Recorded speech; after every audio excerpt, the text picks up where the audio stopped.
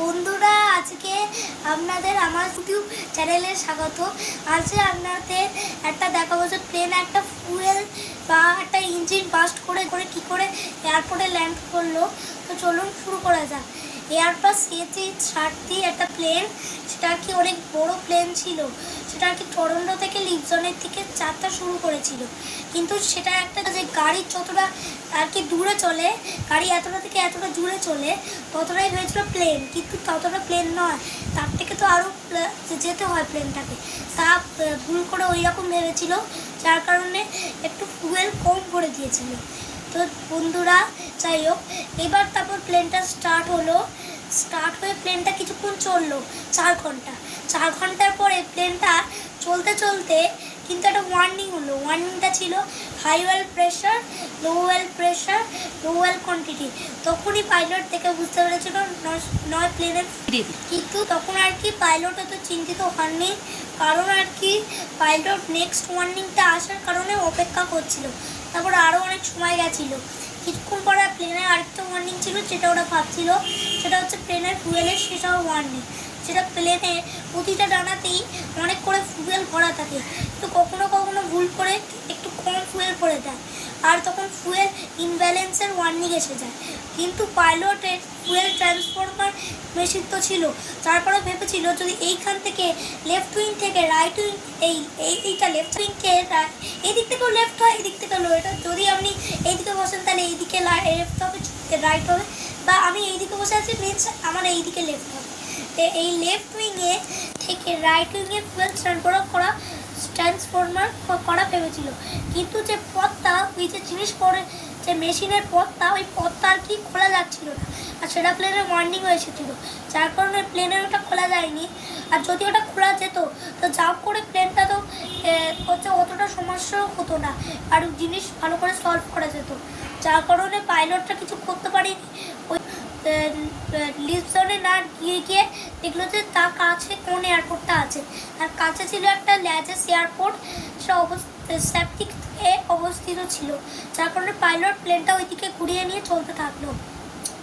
আর প্লেনটা আর কি এক ডজন করে ফুয়েল শেষ হয়ে যাচ্ছিলো যত প্লেন এগিয়ে যাচ্ছিলো।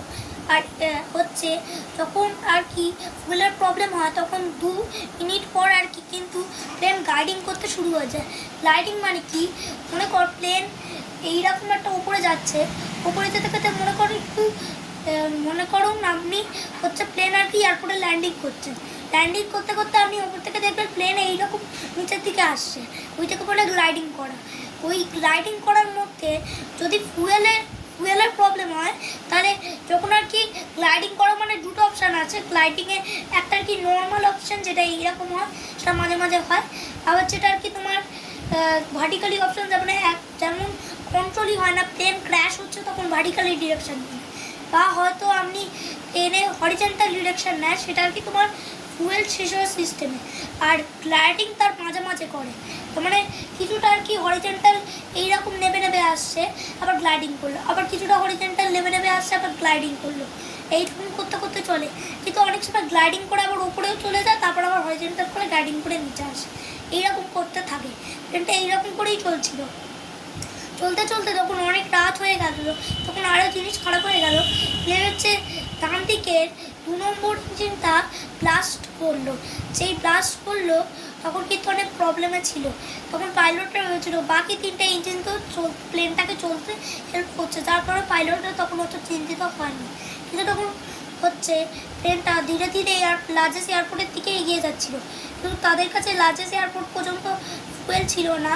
এটা আর কি আগে ভেবেছিল নিশ্চয়ই পারাডানে তো অনেক ফুয়েল আছে, আপনাকে এই ফুয়েলে কম ছিল। পারাডানে কিন্তু ফুয়েল হচ্ছে যতটা ঠিক ভেবেছিল, যার কারণে ওরা ভেবেছিল যে এটা সুরক্ষিত থাকবে একটা ডানার কিছুটা ফুয়েল দিয়ে, যার কারণে ওরা ছিল। কিন্তু একটু পরে যখন ইঞ্জিন বাস্ট করলো, তখন তখন আরও জিনিসপত্র খারাপ হয়ে গেল। তো তখন ভেবেছিল লেফট উইংয়ের ফুয়েলটাই ওরা ইউজ করতে পারবে, কিন্তু ওটা অনেক ফুয়েল ছিল বলে ওকে আর কিন্তু আর কি চিন্তিত করেনি। তখন আর কি রাত অনেকটা হয়ে গেল। রাত যখন অনেকটা হয়ে গেল, প্লেনটা কিন্তু একটু পরে তখন প্লেনের যে ডান দিকে 2 নম্বর ইঞ্জিনটা, মিনস প্লেনের একটা ছোটো ইঞ্জিন থাকে, একটা বড়ো ইঞ্জিন থাকে। একটা ছোটো ইঞ্জিনটা বাঁ দিকে থাকে, বড়ো ইঞ্জিনটা প্রায় ডান দিকে থাকে। এবার ওটা ছোটো ইঞ্জিনটা খারাপ হয়েছিল। মিনস যদি একটাই ছোটো ইঞ্জিন পড়ে থাকে তাহলে প্লেন কিন্তু এদিকে গ্লাইডিং করবে, এদিকে একটা ইঞ্জিন পড়ে থাকে তাহলে এইদিকে গ্লাইডিং করবে প্লেনটা।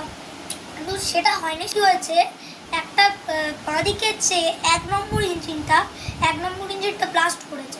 এবার যেই ব্লাস্ট করেছে তখন দুজন পাইলট কিছু বুঝতে পারেনি, কিন্তু ওরা একটা ভেবেছিল যে আর দুটো ইঞ্জিন তো প্লেনটাকে চলতে হেল্প করছে, যার কারণে ওরাও তো চিন্তিত হয়নি, যার কারণে কিন্তু আর কি ফুয়েলের এক ক্র্যাশও সিস্টেম হয়নি।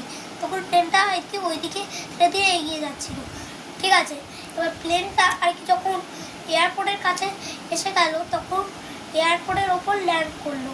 কিন্তু এয়ারপোর্টের একটা প্রবলেম হলো, প্লেনের যে টায়ার হয় ওটা অলরেডি হাওয়া দিয়ে তৈরি হয় না, ওটা কি original tyre means normal tyre আর কি, ঠিক আছে।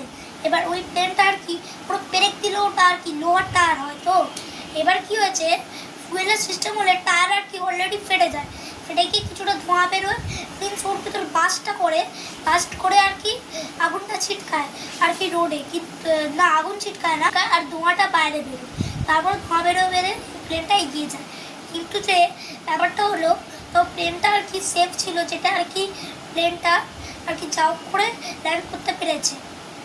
কিন্তু হচ্ছে ওরা ইনভেস্টিগেশন করে জানতে পারলো যে প্লেনটার, যেটা আগে বলেছিলাম যে আমি হচ্ছে তোমার প্লেনটার আর কি কম ফুয়েল করে দিয়েছিল ডানাতে, এদিকে 2 নম্বর ইঞ্জিনটা পুরনো ইঞ্জিন বলে খারাপ হয়ে গেছে, আর বাঁদিকে 1 নম্বর ইঞ্জিনটা খারাপ হয়ে গেছে।